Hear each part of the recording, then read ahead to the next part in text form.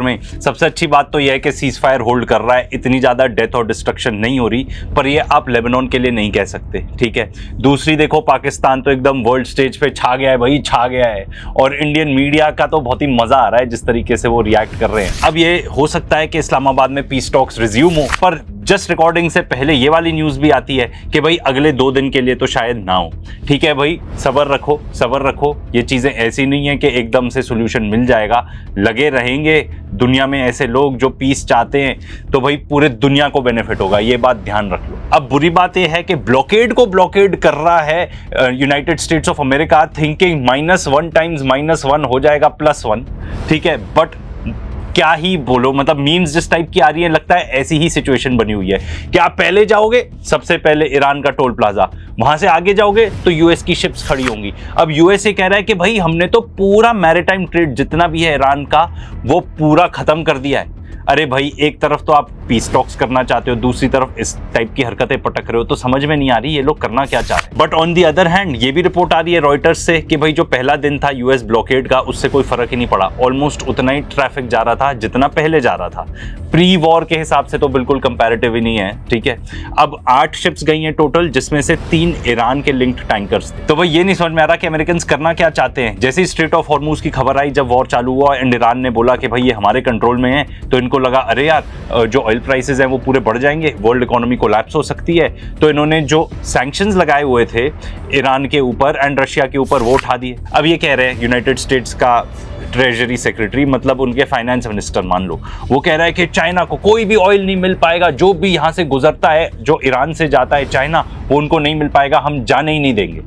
अरे भाई, आप कौन होते हो भाई कि चाइना को बताएगा कि क्या करना चाहिए? Who are you to dictate policy to China? And उसके बाद जो इन्होंने सैंक्शंस लिफ्ट कर दिए थे ईरान के ऊपर, रशिया के ऊपर, वो फिर से लगा दिए। तो भाई ये खुद ही कंफ्यूज्ड है, ये लोग खुद ही, मुझे लगता है इनको नहीं पता कि ये अचीव क्या करना चाह रहे हैं। बस डूबती नैया है भाई, कुछ कुछ हाथ ऐसे करते रहो भाई, कुछ ना कुछ हो जाए, कोई एक तीर निशाने पर लग जाए। ये नहीं समझ में आ रहा कि आप स्ट्रेट ऑफ हॉर्मुज ओपन चाहते हो या क्लोज चाहते हो, आप ऑयल प्राइस हायर चाहते हो या लोअर चाहते हो।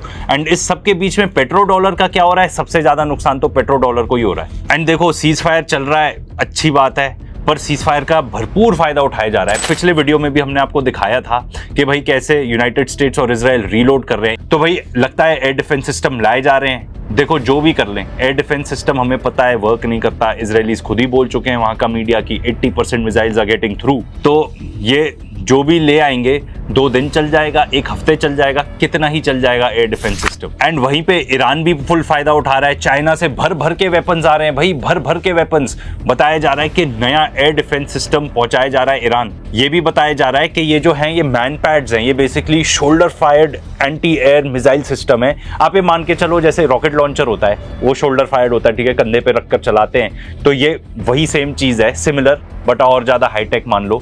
एंड ये हीट सीकिंग मिसाइल्स होती हैं, तो ये जो इनके रेडार वेडार के थ्रू एस्केप कर जाते हैं F-35 वगैरह, वो टेक्नोलॉजी का यहाँ पे कोई फायदा नहीं है, क्योंकि ये हीट सीकिंग मिसाइल्स हैं। एंड ये CNN ही रिपोर्ट कर रहा है कि ट्रंप ने एक प्रेस कॉन्फ्रेंस में सॉर्ट ऑफ इंडिकेट कर दिया था कि जो F-15 उनका जो गिरा था ना, वो ऐसे टाइप की ही कुछ हीट सीकिंग मिसाइल की वजह से गिरा था।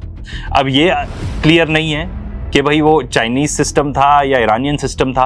देखो, एक चीज मैं आपको गारंटी के साथ बता सकता हूं, इसके लिए आपको कोई इनसाइडर इंफॉर्मेशन की भी जरूरत नहीं है। जब इतना लंबा चौड़ा वॉर चल रहा है, तो चाइनीज, रशियंस फुल एकदम आंख गड़ा के बैठे हैं यहाँ पे एकदम चील की तरह कि भाई एग्जैक्टली क्या हो रहा है, क्या चीज वर्क करती है, क्या चीज नहीं वर्क करती। एंड जितने भी सिस्टम्स में अपने ट्वीक कर सकते हैं, ये चीज ट्वीक कर रहे हैं, ठीक है, चेंजेस कर रहे हैं, ताकि जब भी ये वॉर चालू होता है तो फिर अपग्रेडेड चीजें हों ईरान के पास। एंड ईरान भी अपने एयर डिफेंस सिस्टम्स को ट्वीक कर रहा होगा, जो भी मिसाइल्स को ट्वीक कर रहा होगा कि भाई ये काम किया, ये काम नहीं किया, तो ये सब ऑप्टिमाइजेशन चल रहा होगा and getting prepared for the next round. अब देखो, यूएसए जो भी बोलता रहा है कि चाइना ऐसे कैसे कर रहा है, वो कैसे कर रहा है, भाई कितने सालों से अमेरिका ने यही काम तो किया है, फाइनेंस किए हैं Wars. Iraq Iran war finance किया इन्होंने, इराक को तो केमिकल वेपन्स भी दिए, पूरी इंटेलिजेंस दी। रशिया यूक्रेन वॉर क्या है, यूक्रेन के पास हथियार कौन पहुंचाता है? EU पहुंचाता है, सबसे ज्यादा अमेरिका पहुंचाता है। अब देखो, जहां तक अग्रीमेंट की बात है कि पीस टॉक्स होंगी, अग्रीमेंट हो सकता है या नहीं हो सकता, वैसे हमने पिछले वीडियोस में आपको डिटेल में ये चीजें बताई हैं। बट सबसे ज्यादा जो आड़े आएगी चीज, वो आएगी लेबनान। इनफैक्ट मुझे अपने आप को करेक्ट करना चाहिए, नॉट लेबनान, इजराइल।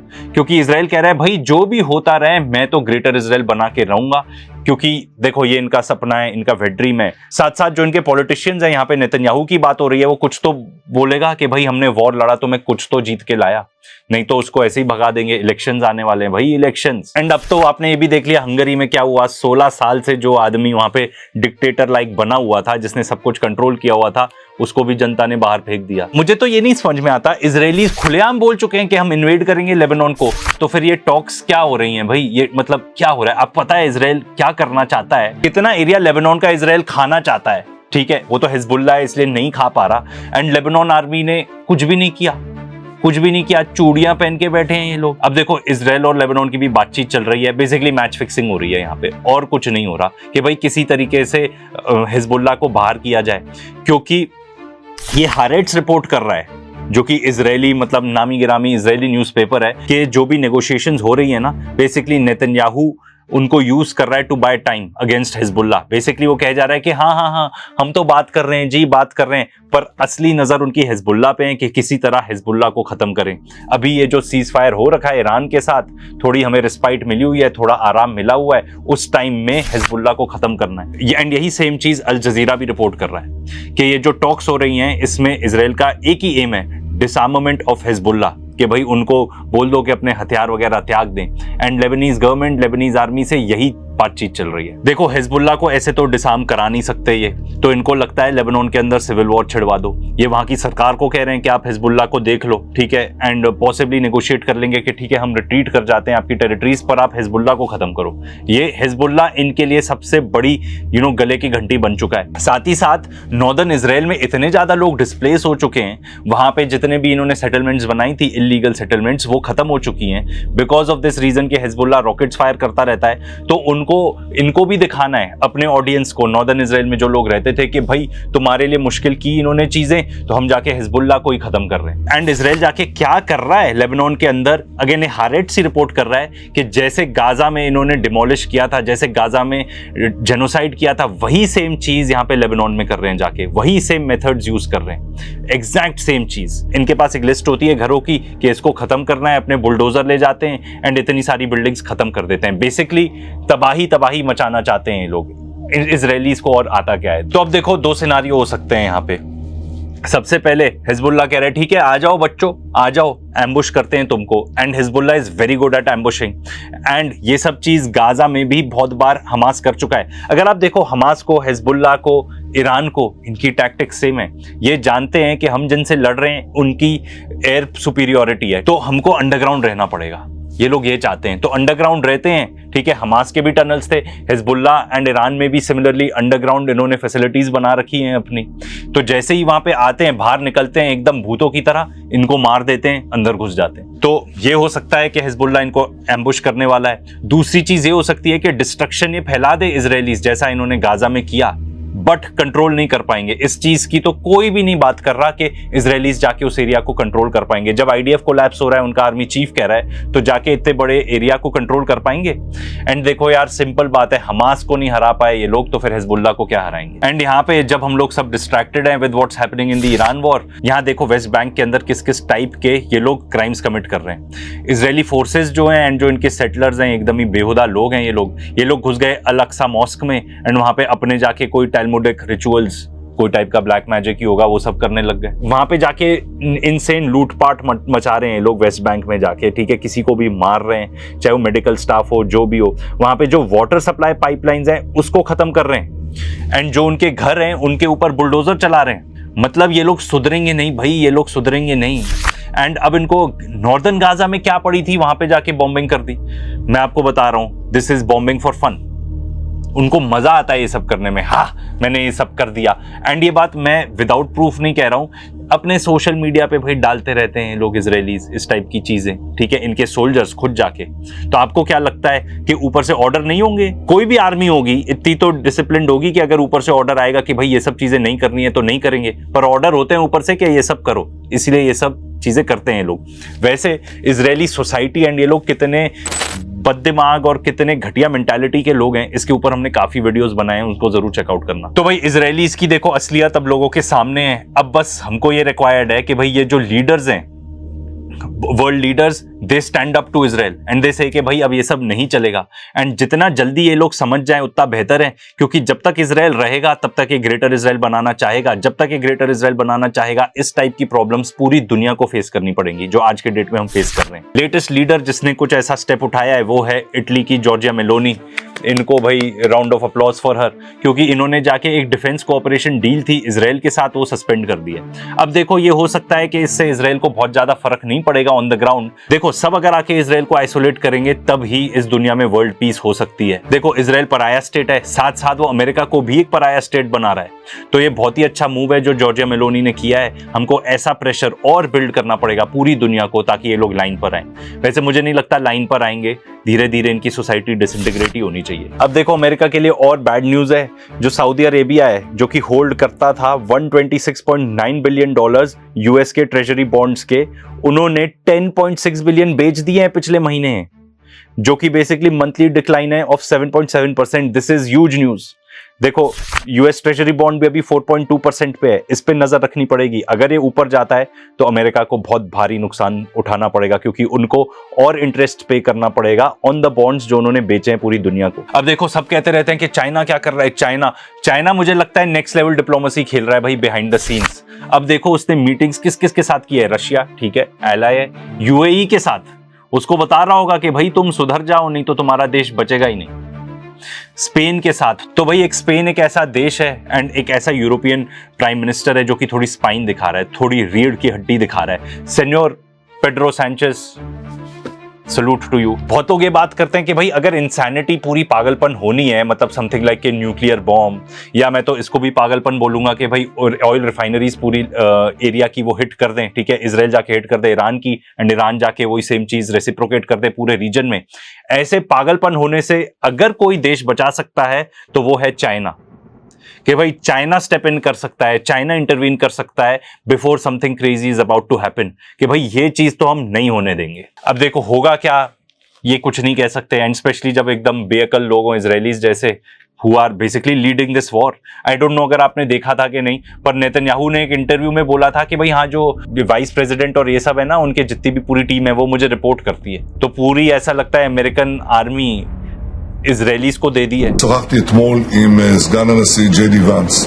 הוא צלצל אליי ממטוסו בדרך חזרה מאסלאמבאד. הוא דיווח לי בפירוט כפי שעושים אנשי הממשל הזה מדי יום. अब आप ये देखो ईरान कह रहा है कि हमें $270 बिलियन इन डैमेजेस चाहिए, ठीक है, अमेरिकन से इजरायली से। आई डोंट थिंक इजरायली से लेंगे, वो कह रहे हैं अमेरिकन को देना पड़ेगा। And because they are saying कि 1,25,000 सिविलियन स्ट्रक्चर्स को इन्होंने खत्म कर दिया है या सिवियरली डैमेज किया है। मतलब आप इमेजिन करो इस वॉर के दौरान हो क्या रहा था, मिसाइल्स फायर करे जा रहा था, तो इनका मिलिट्री इंफ्रास्ट्रक्चर कितना ही डैमेज किया होगा इन्होंने। अब देखो ये बहुत बढ़िया वेबसाइट मिली है जो बताती है कि हर देश की फ्यूल की क्या स्टेटस है, कि वहां पे फ्यूल है कि नहीं। तो देखो कितने सारे ऐसे नेशन है एंड खासतौर पे हमारे सब कॉन्टिनेंट के एशियन कंट्रीज को तो कितने ज्यादा हैं जहां पे रिस्ट्रिक्टेड हो चुका है fuel access. Nepal, Sri Lanka, Vietnam, Ethiopia ने भी एडवाइजरी जारी की हुई है, बांग्लादेश, केन्या में भी रिस्ट्रिक्टेड है, म्यांमार में भी रिस्ट्रिक्टेड है, ऑस्ट्रेलिया में तो पैनिक टाइप की सिचुएशन हो गई थी। 184 पेट्रोल पंप पे फ्यूल ही नहीं था, ड्राई हो चुके थे। पाकिस्तान के अंदर भी इमरजेंसी टाइप की सिचुएशन है, ठीक है। इंडोनेशिया में मॉनिटर कर रहे हैं। फिलीपींस तो कह रहा है कि भाई जो सैंक्शन लगाए थे रशिया के ऊपर वो हटा दो क्योंकि हम उनसे ऑयल खरीदना चाहते हैं। Philippines by the way all and out US ally है। इंडिया में भी बता रहे हैं कि एडवाइजरी / पैनिक लिखा हुआ है। वैसे पैनिक तो थोड़ा बहुत गैस के लिए था, अभी भी इंडस्ट्रीज वगैरह बंद है इंडिया में कुछ, क्योंकि गैस नहीं मिल पा रही है। तो ये एक अच्छा रिसोर्स है, इस पे आप नजर रख सकते हो टू फाइंड आउट कि एग्जैक्टली हो क्या रहा है दुनिया में। अगर एयरलाइन इंडस्ट्री की बात करें तो वहां पे ये बताया जा रहा है कि जो यूरोप की इंडस्ट्री है वहां पे सिस्टेमिक जेट फ्यूल शॉर्टेज होने वाला है अगर ये ब्लॉकेड कंटिन्यू करता है तो। जो इंटरनेशनल एनर्जी एजेंसी है वो बता रही है कि बहुत बड़ा सप्लाई शॉक आने वाला है इस साल में अगर ये डिस्ट्रप्शन कंटिन्यू रही तो। एंड वो बता रहे हैं कि अगर ऑयल प्राइसेस पहुंच जाते हैं $150 अ बैरल तक तो जितने भी कंज्यूमर्स हैं, ठीक है, उनको सरकार को बोलना पड़ेगा कि भाई आप फ्यूल सेविंग मेजर्स यूज करो। एंड मैं आपको बता दूं $150 अ बैरल पर ये जो हमारे इंडेक्सेस हैं ये ना पहुंचे हों, बट फिजिकली तो काफ़ी जगह पे $150 अ बैरल पर ट्रेड हो रहा है। एंड स्थिति थोड़ी ऐसी है कि इतने कम टैंकर निकलते हैं, लाइव बिडिंग चलने लगती है कि मैं तुम्हें ज़्यादा पैसे दूंगा, मैं कम पैसे दूंगा, इतना नहीं दे सकता मैं, तो फिर जो ज़्यादा बिडर होता है वहाँ पे चला जाता है टैंकर। फॉर एग्जाम्पल, ऐसे एक oil tanker was bound for India, but वो चाइना चला गया क्योंकि उन्होंने ज़्यादा बिड कर दी होगी उस पर्टिकुलर टैंकर पर। तो ये पर्टिकुलर स्थिति है यहाँ पे। देखो इंडिया में तो बहुत ज़्यादा न्यूज़ अभी आ नहीं रही है, इसके बाद हम अपने मीडिया से ज़्यादा कुछ एक्सपेक्ट भी नहीं कर सकते, पर यहाँ पे बता रहे हैं जो फिशिंग इंडस्ट्री थी, जो बेसिकली बोट्स वोट्स जाके मछलियाँ पकड़ के लाती थी बॉम्बे के अंदर, वो एकदम ड्राई हो चुकी हैं। कमर्शियल गैस सिलेंडर्स इंडिया में प्रॉब्लम हो सकती है, अब तो पता चल रहा है कि फिश भी खाने को नहीं मिलेगी भाई। देखो IMF बता रहा है कि जो ऑयल है अगर वो 110 के ऊपर रहता है तो inflation will be hard to control. भाई आप किसी से भी पूछ लो देश परदेश में कि क्या पर्टिकुलर हालत है। Basically these guys are saying कि भाई हम ऑलरेडी जो स्थिति है उसमें ऑलरेडी हम रिसेशन पे जाने वाले हैं। इनफैक्ट बहुत सारे एक्सपर्ट्स तो ये कहते हैं कि ऑलरेडी इतना डैमेज हो चुका है कि रिसेशन तो आना गारंटीड ही है। ग्लोबल कोलैप्स आएगा कि नहीं ये इस चीज़ पर डिपेंड करेगा कि अमेरिका क्या चॉइस लेता है, क्या वो रीजनेबल चॉइस लेता है एंड इजराइल को बोलता है कि भाई बस बहुत हो गया तुम्हारा, या अगर वो वही करता है जो अभी तक करता रहा है एंड ऐसा लगता है करेगा, इजराइल की बात ही मानेगा